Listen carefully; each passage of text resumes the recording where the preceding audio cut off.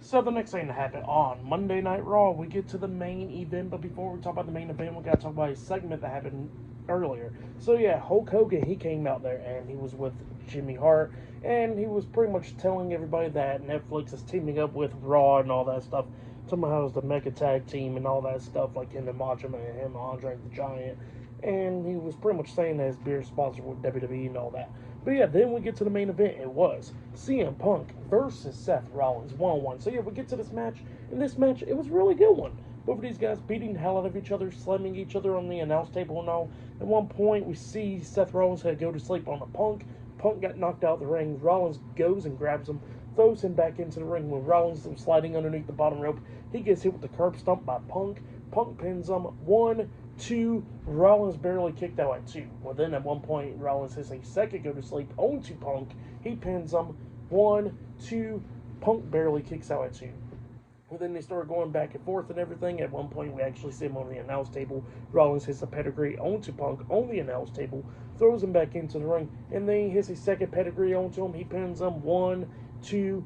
Punk barely kicks out at 2 once again. They were at it in the corner.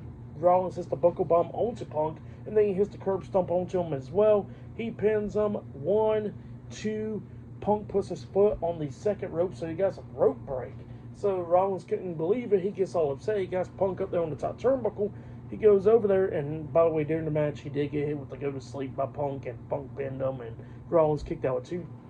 But then he sets Punk up on the top turnbuckle. He jumps up there, superplexes him off, and he tries to go for the Falcon Zero, but then Punk fights out of it, picks him up on his shoulders, and then he hits to go to sleep onto Rollins. And then Rollins bounces off the ropes when Punk was on his knees, and Rollins falls back onto his shoulders.